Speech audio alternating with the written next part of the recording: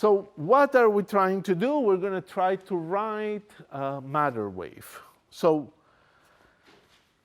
we have a particle with energy E and momentum P. E is equal to h bar omega, so you can get the omega of the wave. And P is equal to h bar k.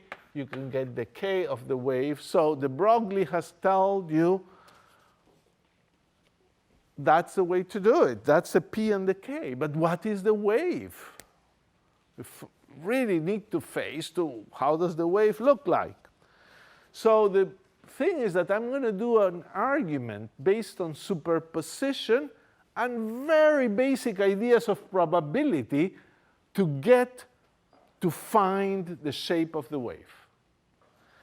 And look at these possibilities. Suppose we have plane waves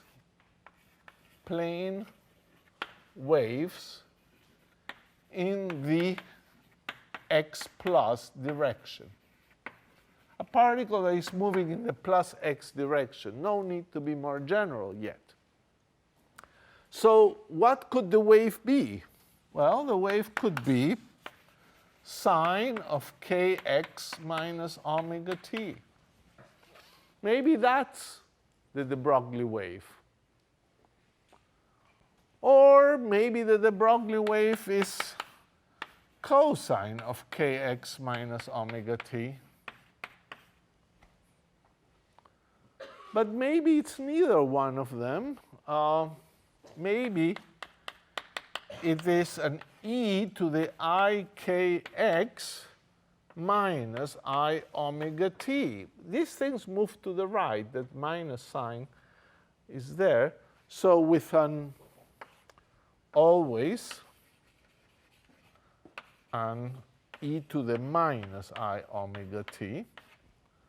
Or maybe it's the other way around. It's e to the minus I kx plus I omega t. So always an e to the I omega t. And then you have to change the sign of the first term in order to get a wave that is moving that way. And now you say, how am I ever going to know which one is it? Maybe it's all of them, a couple of them, none of them. That's what we're going to try to understand. So the argument is going to be based on superposition and just the rough idea that somehow this has to do with the existence of particles, having a wave. So, and it's very strange. In some sense, it's very surprising. To me, it was very surprising, this argument, when I first saw it, because it almost seems that there's no way you're going to be able to decide. These are all waves, so what difference can it make? But you can decide. So my first argument is going to be, it's all going to be based on superposition. Use superposition, plus vague notion of probability.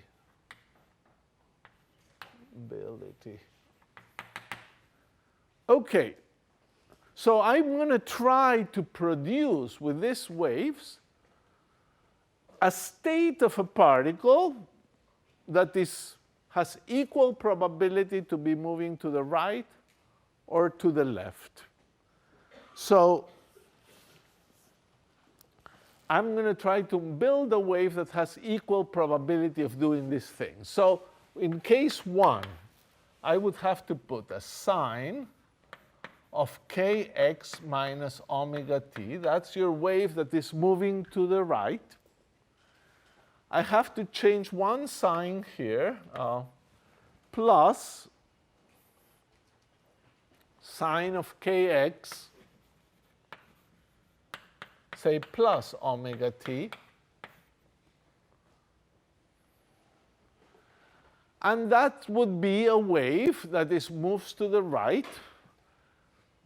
Just clearly, this is a wave that moves to the left. And roughly speaking, by having equal coefficients here, I get the sense that this would be the only way I could produce a wave that has equal probability to move to the left and a particle that moves to the right.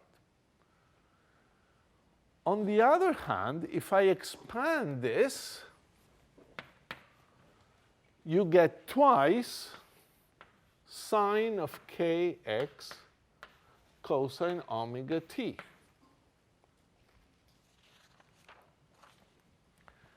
And the fact is that this is not acceptable.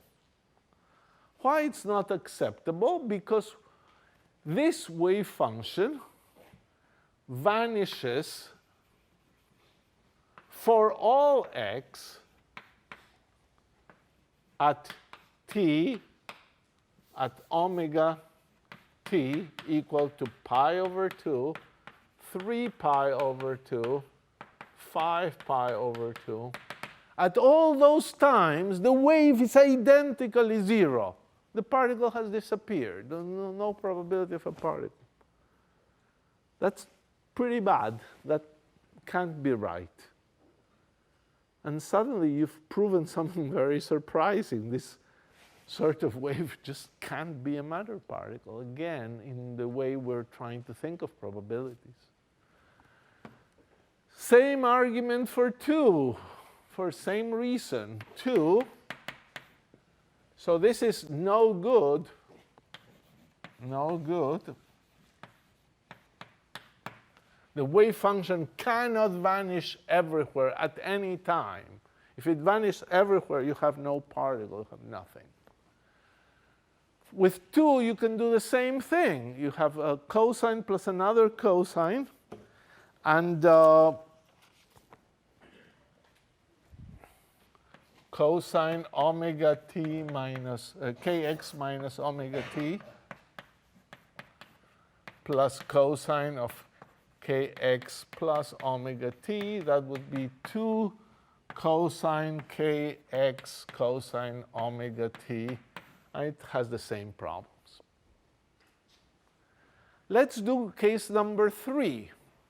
Case number 3 is based on the philosophy that the wave that we have, e to the I kx minus I omega t, always has an e to the minus I omega t as a phase.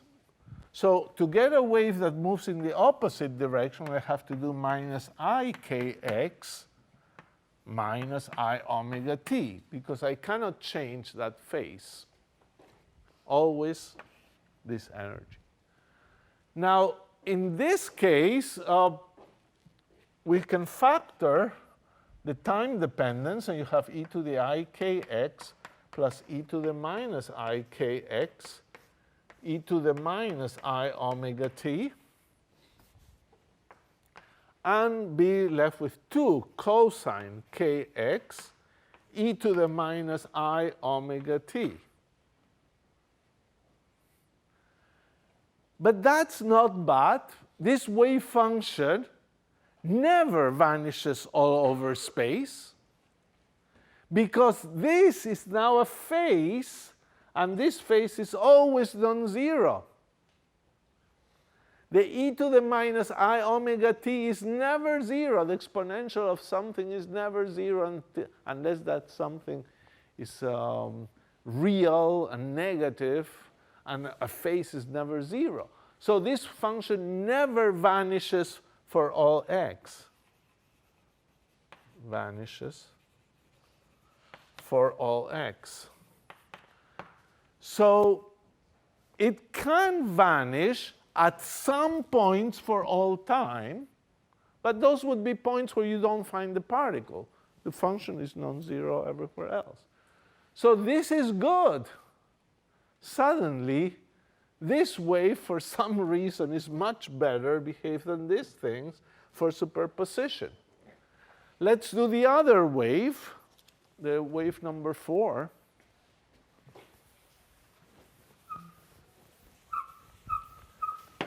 And wave number 4 is also not problematic. So case 4, you would do an e to the minus ikx e to the I omega t plus an e to the ikx e to the I omega t, always the same exponential, and this is simply 2 cosine of kx e to the I omega t, and it's also good.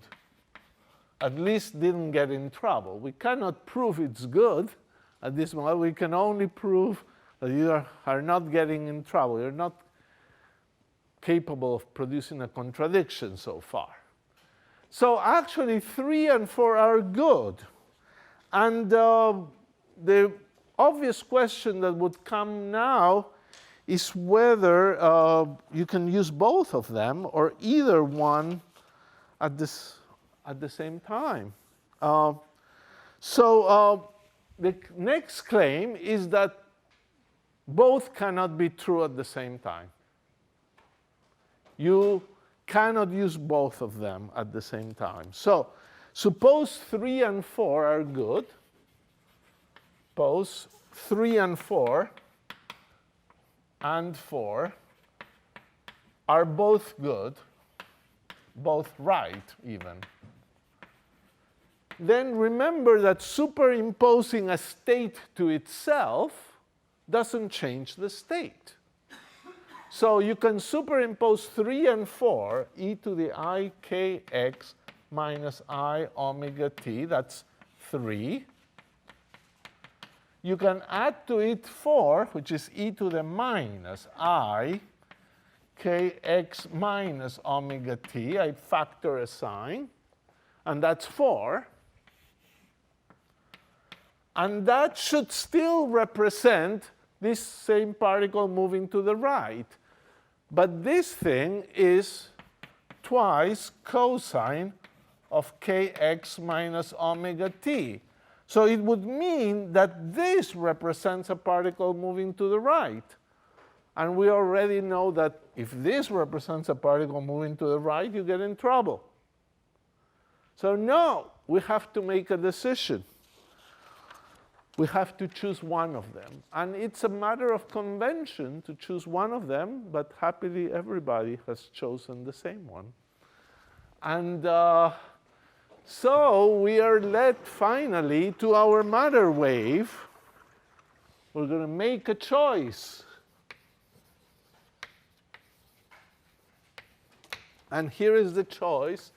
Psi of x and t equal e to the ikx minus I omega t. The energy part will always have a minus sign.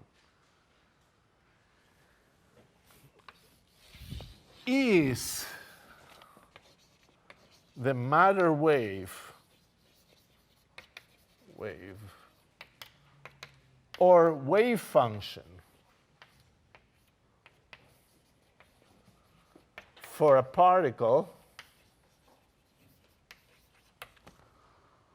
with P equal hk and E equal h bar omega